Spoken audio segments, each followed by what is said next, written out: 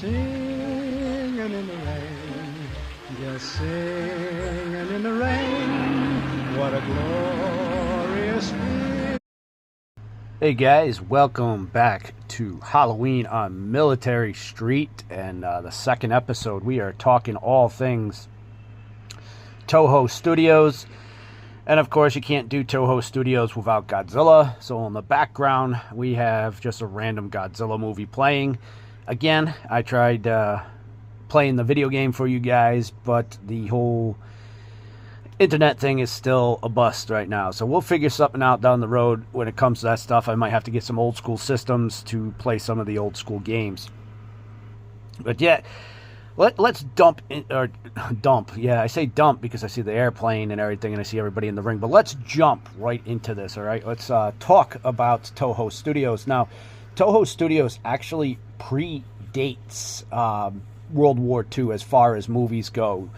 They used a lot of monster ideas and everything before Godzilla. Godzilla, of course, being their main attraction. They have done their own version of Frankenstein, which was really weird. It was this giant creature. Basically their own version of King Kong as well. They had their own little version of that.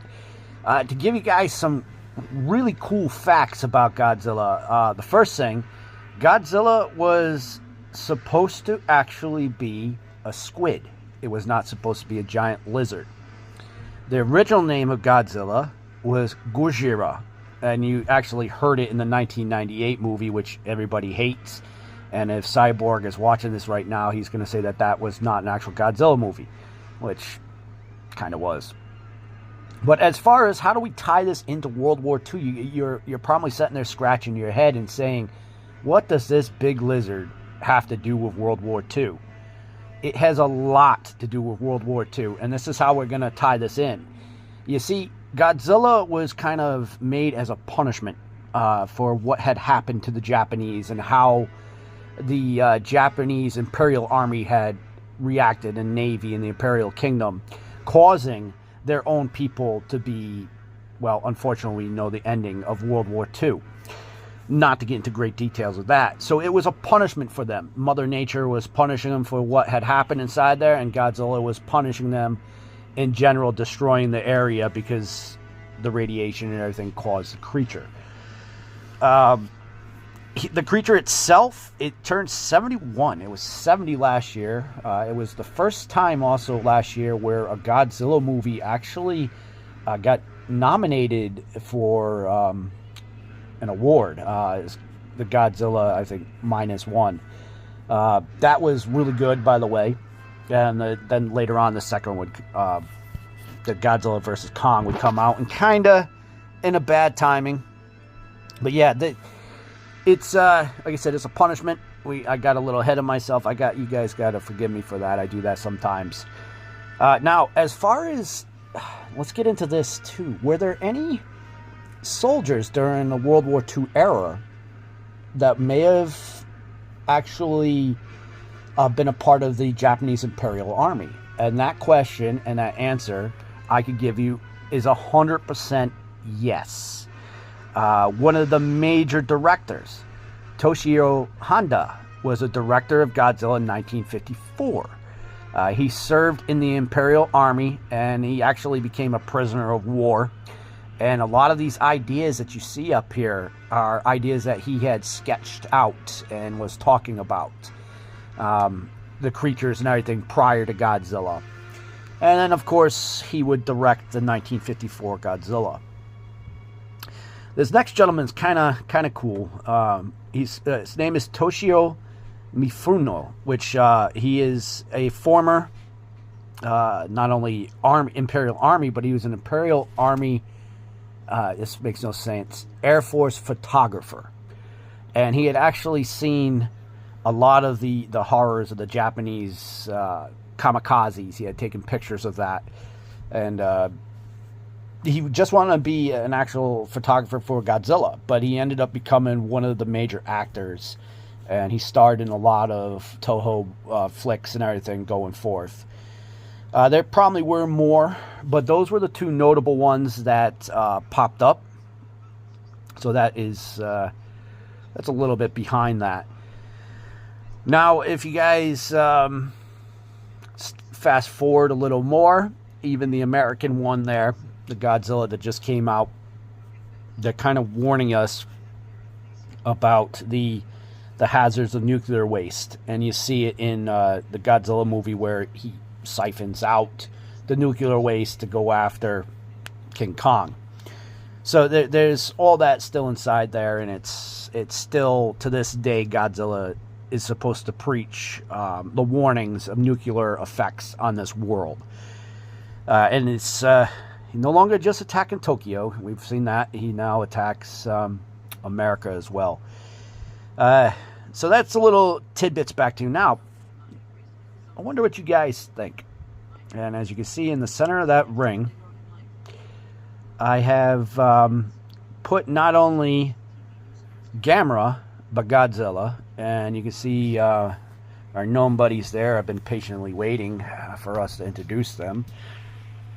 Yeah, I've been waiting here, and Gamera smells, and Hearts is getting eaten by Godzilla. Lenny's not too happy either. He doesn't want to ref this match. And so, when we come back, we're going to have the match, right? Between Godzilla and Gamera, and we're finally going to get a winner? Oh, I would like that. You want to spit him out? He's not food.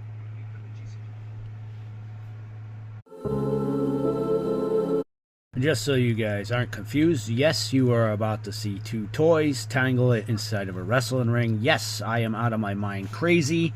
I am seeing gnomes inside my room, so why not, right? So I must be still hallucinating. There must be some sort of pumped gas in through here, because gnomes aren't real and toys really can't wrestle each other.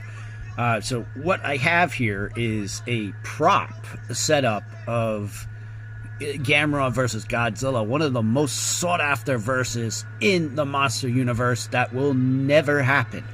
There has been a couple fan-made ones, but as far as Toho Studios and the creators of Gamera doing it, it's not going to. Now, creatively enough, when I was looking up the information about Godzilla and its ties to World War II, Gamera Studios didn't seem to have any information pointing to World War II soldiers working with them. Is it possible some of them were there? It is. So we're going to get down to the match very shortly, and as you see, Godzilla's getting ready to get up and watch it with us. The referee for the day is Heartsy, and I know the girls have their real names, so if you are listening, Adora, Lydia, I know you're my biggest fans.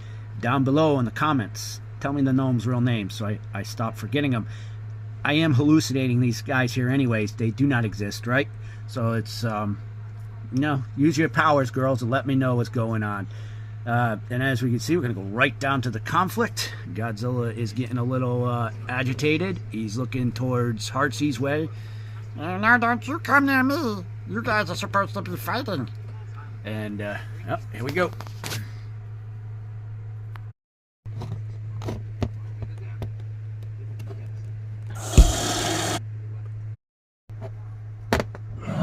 Well, there we go. The first knockdown. Gamera got him down. Let's see if Godzilla's going to get back up after a kick to the head. You got the countdown, Heartsies. 1, 2, 3. Oh, she's back up. In the area. Oh, she just punched him in the face. Hit him good across the screen. Oh, he did a turnbuckle. Goes down. Gamera. And to see if he's gonna get back up. 1, 2. Oh, there we go. He's back up. That vicious pumping. Godzilla, he does not look very happy right now. Oh, another. Oh, smack, smack. Oh, he's biting him. He's biting him. He's biting him in the ring. Oh no! He's throwing him out. This is too much, guys. It's really too much. Actually, Heartsy, this is kind of boring. Why don't we spice things up a little bit? You mean a little gnome magic? Oh, you got it. Let's spice things up.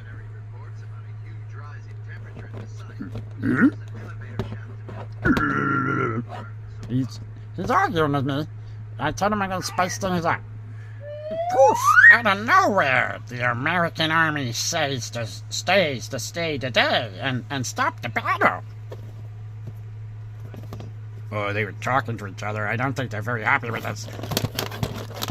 Godzilla's taking them all down. He's not very happy with the American army. There's 2 left. Well, I guess that one didn't work. Back to the drawing board. Well, if that didn't work, then out of nowhere, from the depths of Gnomeville, comes the one and only Snowball. The giant gnome just sat on them all. I guess the gnomes win. How's that, Godzilla, you camera? Me a Snowball set on Godzilla.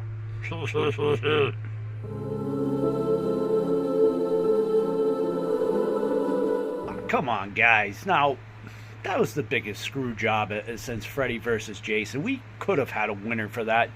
I'm going to catch so much hate mail for you having your giant gnome friend interfere in this.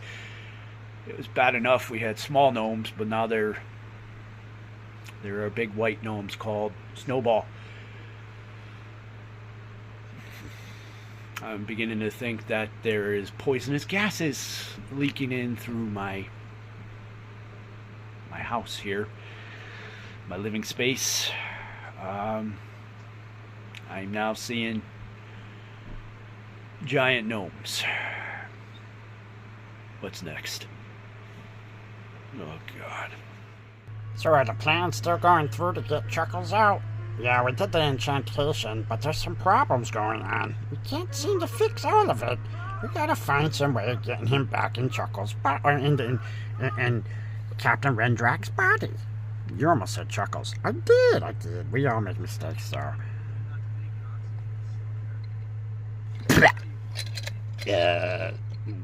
One wig is for the clown. A brand new one. Like you asked. Brandy, no. I scalped it from a clown myself. Am I getting paid for this? Yes, we promise. We get paid for this. When Chuckles gets here, he'll pay you. Oh, the clown's gonna pay me. Isn't that rich? Is he gonna pay me in funny money? Yeah, funny money. Is that the green one? Yes, it's the green and white wig like you asked for. You say that he wants a new persona, no more red. Well, there it is. Enjoy, you screwy little gnomes. Make sure Chuckles does not turn you into gnomesicles when he comes through. He's not gonna turn us into gnomesicles. Not gonna happen. Besides, we got a trick for him. You see that brand new... Oh, that lady knew about the trick. The Annabelle? Yeah, Annabelle. We can get her on our side, and she can help us, tackle Captain Rendrak down, and then we'll get Chuckles into the body. Perfect. Oh, Dribbles, my little ghoul. Did you give him the wig? Do I have the body yet to possess? Or am I still stuck here? Don't forget that enchantment. I'm waiting around the corner. I'm under the bed. I'm in the closet. I'm even in that silly bowl of cereal you make yourself in the morning. Look into that milk, and those Cheerio eyes, they're mine. Choke on that Cheerio. Chuckles is coming, Cheerio.